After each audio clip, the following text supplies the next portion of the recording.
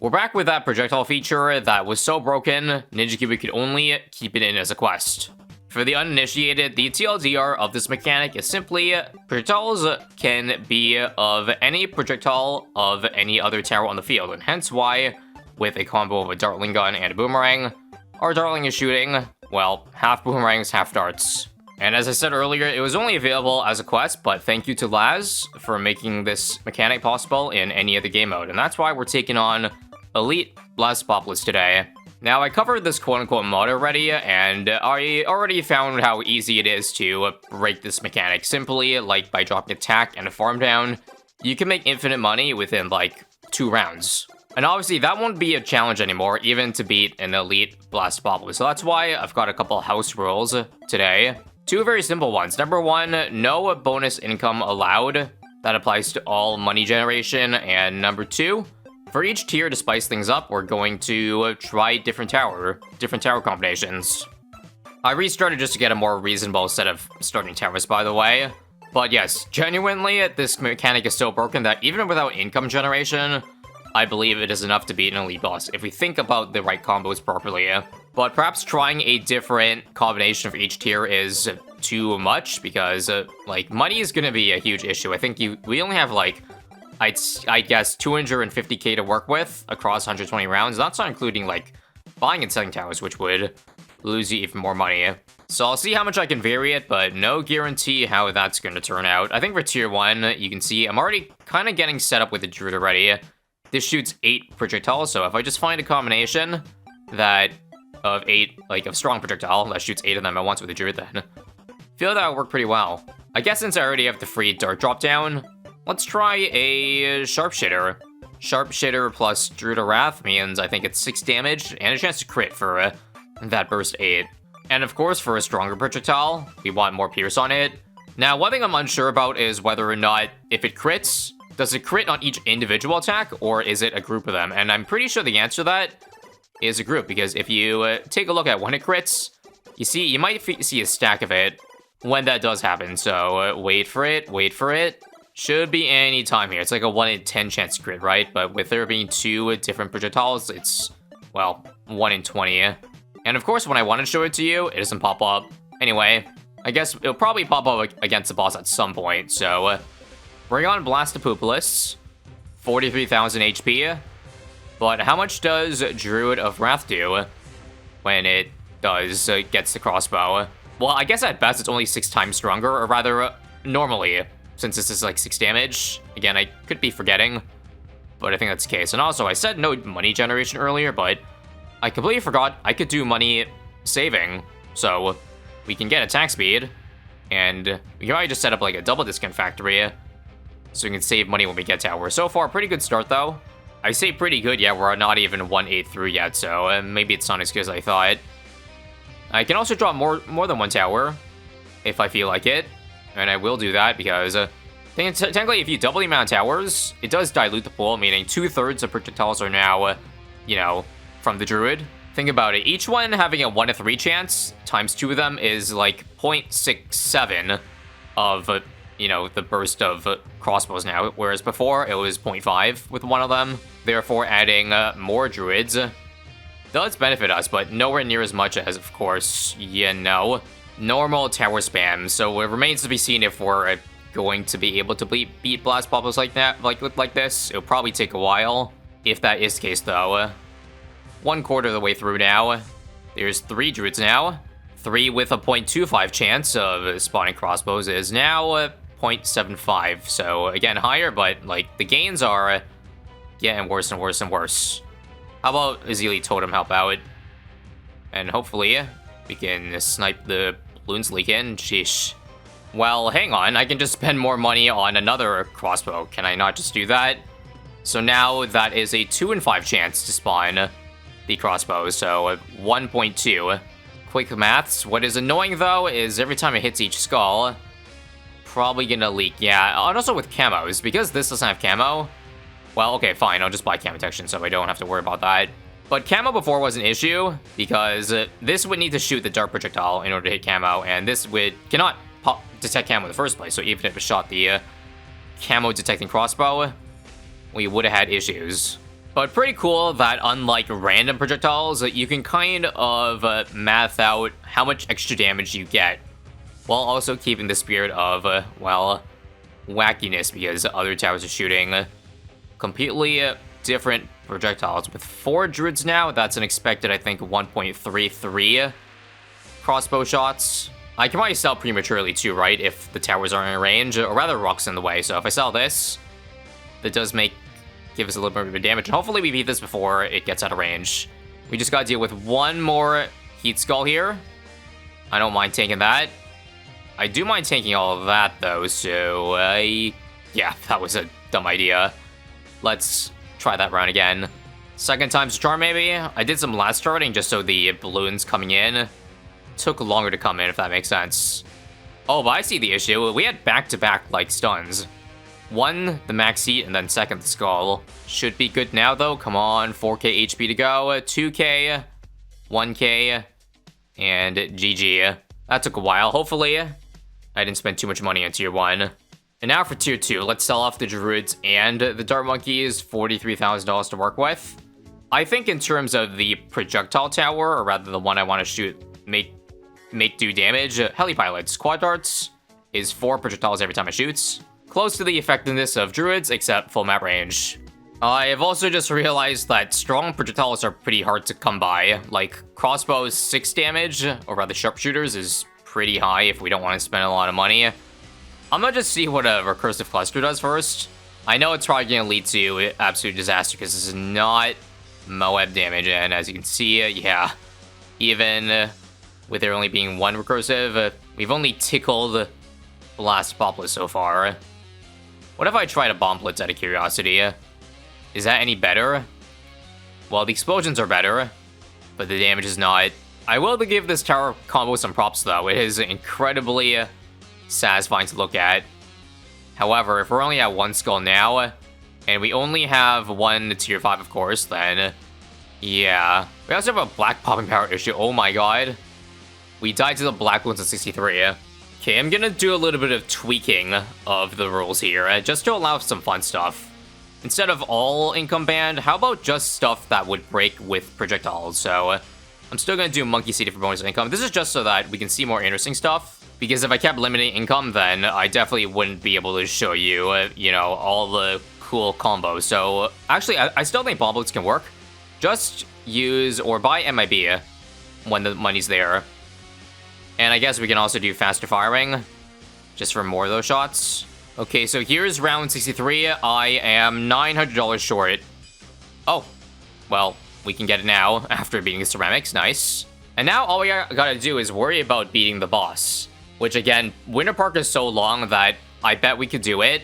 Plus, the further that Blast Populus gets, the more I can kind of stall the rounds, because then the giant bomb blitz explosions will no longer be the entrance. So I can take longer to beat the rounds, if you know what I mean.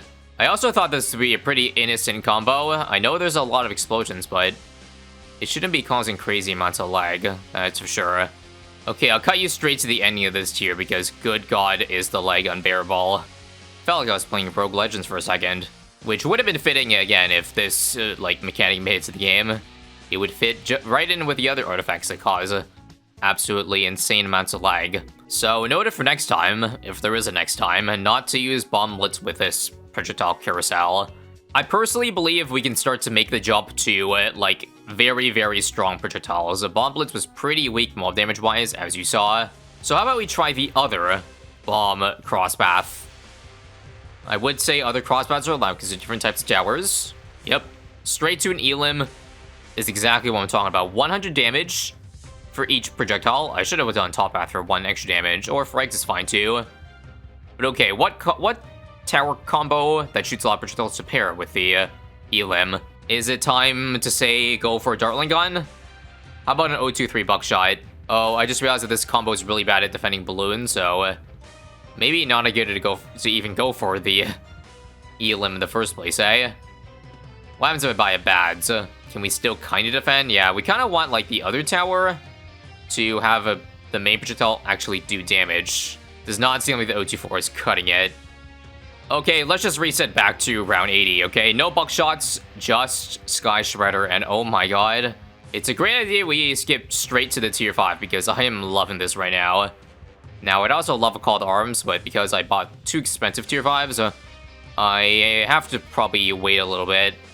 Surprisingly, the damage, even though we see so many Mobilims out here, it's not that good. It appears I need more attack speed. Well, how about a Totem here? 5k to go, 4k to go for Call to Arms.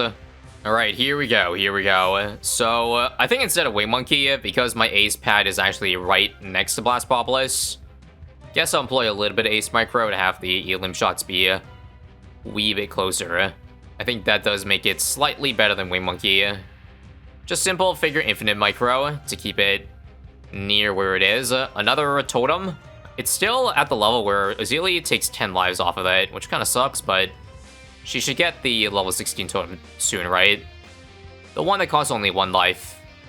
Anyway, as low as the DPS does look, it is going to be enough, I think. Or at least we're going to be on pace. That's 4 rounds through, 2 skulls out of 8.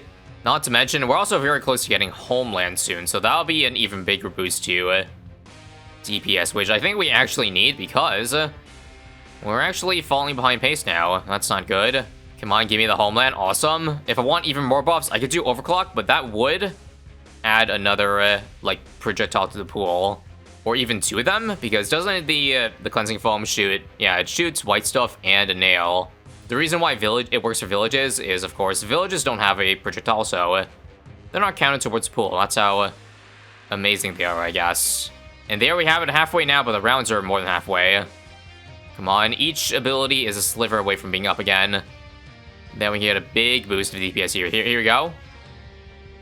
Bam, bam. That is now double the amount of Elim shots on the field. And double the amount of lag, if not triple.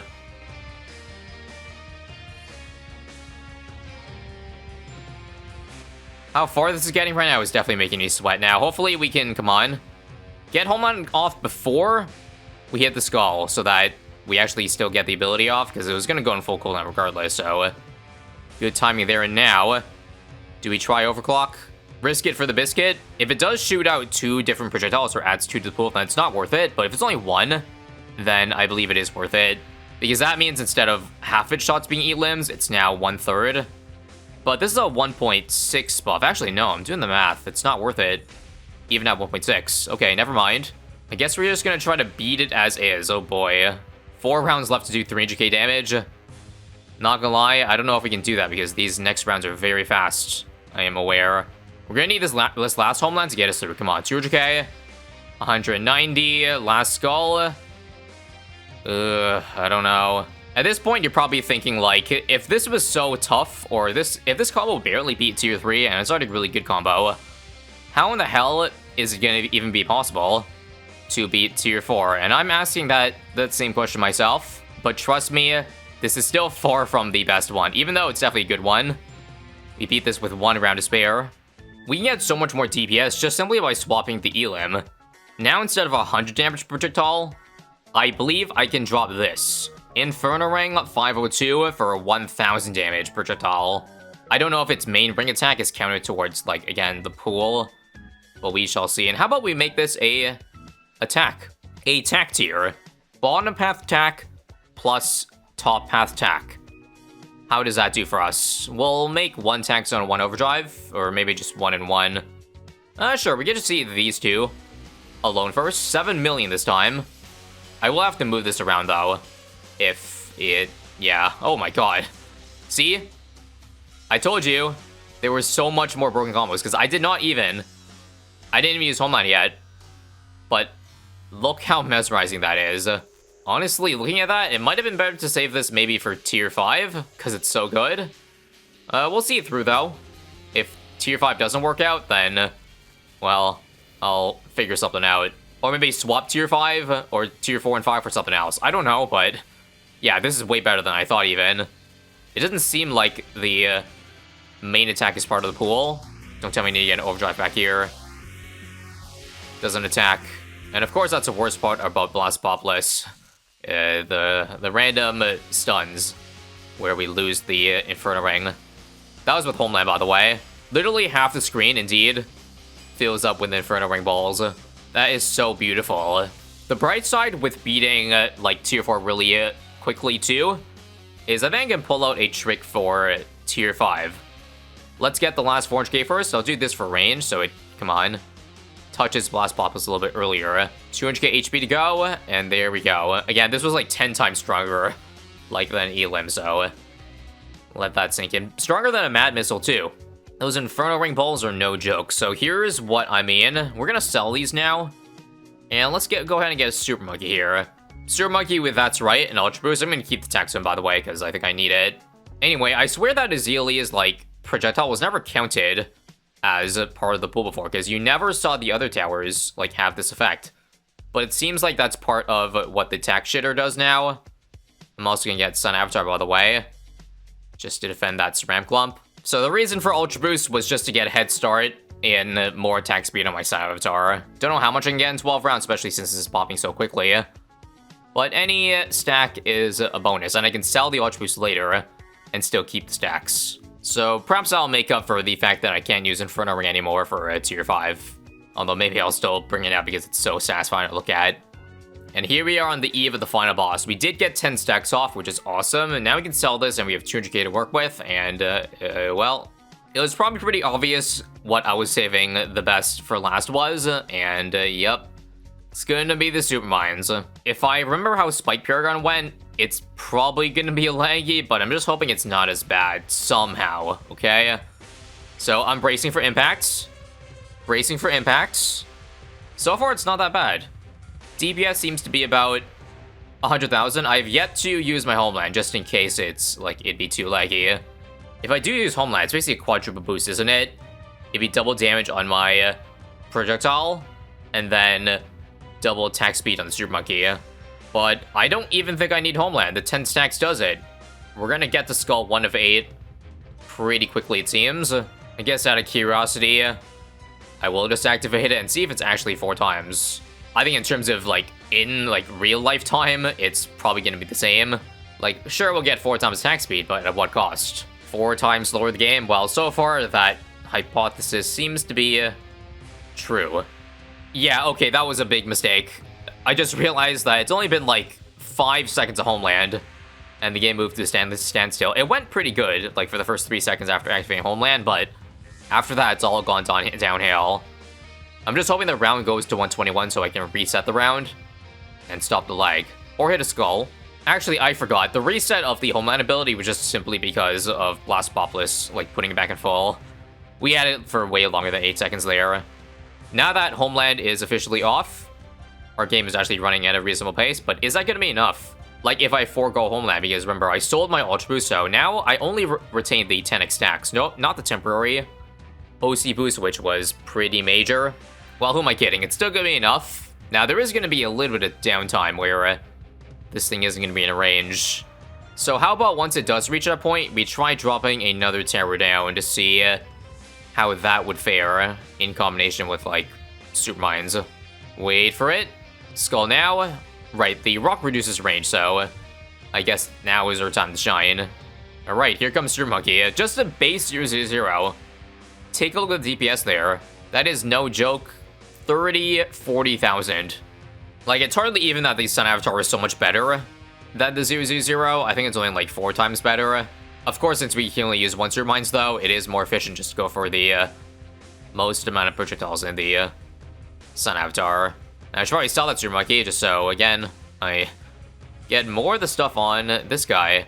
If the game was running in full FPS, full speed, I would wager this is like 300k DPS without using abilities. Now, I think after 2 more skulls, we're gonna swap the tower back out just to see how it would do in comparison. And also, the Sun Avatar is shooting the Azaleia bolts, right? So selling Azaleia would give me more damage, correct? I would presume correct. We just don't have the totem anymore, but that should be fine, right? So final 6 million HP. I think we can probably experiment right now. So what I want to do was, I want to sell the Super Mines here. And just out of curiosity in comparison, how much DPS would a Mad plus, like, Super Monkey do? Can it match Super Mines in any way? It actually does. It's like, maybe I would guess half of the amount or a third? That's like 100k DPS real time. Now, don't die to the skull here. Don't die to the skull. We have 5 seconds. Of course we die to the skull. Well, I think all we need is just a couple of spiked mines to the back.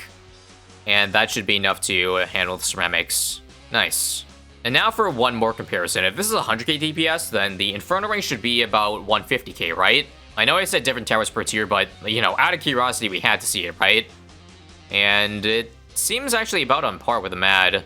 Not gonna lie, Mad was better because it was less laggy. But we'll use the Inferno Ring to finish it off. Nothing like using the power of fire to beat fire, eh? And there is officially 0, GG. We'll do, oh my god, XXXL trap? I was trying to do this just to end the round faster, but I just realized that I didn't know this threw that many of those trap projectiles. Well, I'm glad I had 2 extra seconds of game time left just to see that, because that was probably the craziest thing I saw, and no joke, no joke. Well, too bad there weren't infinite balloons to be able to use up those traps, but either way, hope you enjoyed another go at this projectile carousel mechanic. It's a lot of fun, and if you want more fun, then check out these videos too. Peace.